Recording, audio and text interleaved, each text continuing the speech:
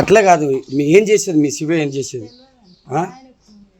మీ ఆయన ఏం పేరు? మీ ఆయన పేరు శ్రీను. ఎంతమంది నీకు కొడుకులు? ఇద్దరు. ఒక అఘాత్యానికి అయితే పాల్పడ్డారు.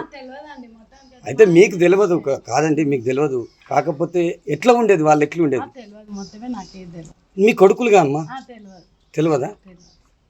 వాళ్ళు ఒక కాదు అమాయకురాల్ని కలిసి చంపడం అది కరెక్ట్ కాదు కమ్మా. ఇప్పుడు ఎక్కడ ఊరు వాళ్ళు? అక్కడికి స్టేషన్లో లొంగిపోయారు. వాళ్ళ ప్రవర్తన ఎట్లుండేది? మేము ఇంట్లో ఉండేటోళ్ళం కాబట్టి మాకు తెలియదు, బయట ఉండేట ఆయన కాబట్టి ఆయనకు తెలుసు.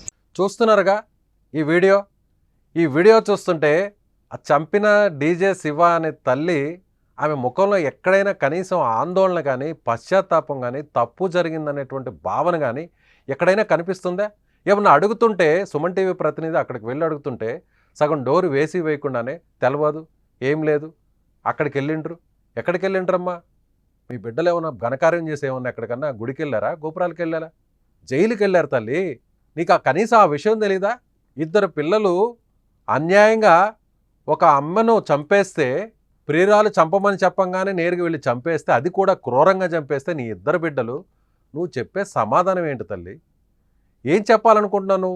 ఇలా నువ్వు కొడుకుల్ని పెంచేసి నువ్వు రోడ్ల మీదకి వదిలేస్తే వాళ్ళు తల్లులను చంపుతూ ఉంటే నీ బిడ్డలతో పాటు పుట్టి పెరుగుతున్నటువంటి వాళ్ళందరికీ ఏం చెప్తున్నట్టు నువ్వు సమాధానం? ఒక తల్లిగా నువ్వు చెప్పేటువంటి సమాధానం ఏంటి? తల్లులంటే ఈ సమాజంలో కనిపించే దేవతలుగా చూస్తారమ్మా.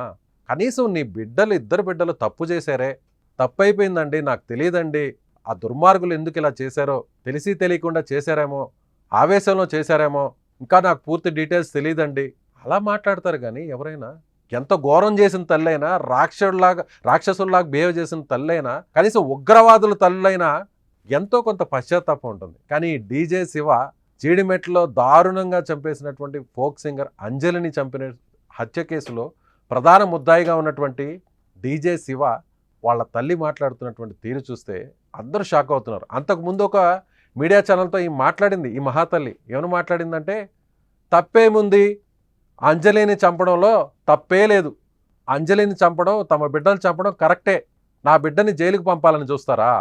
అంతకుముందు తెలీదా? అంజలి కుమార్తె నా బిడ్డతో తిరుగుతున్న విషయం ఆమెకు తెలీదా? నా ఇంటికి రాగానే కేసు పెడతారా?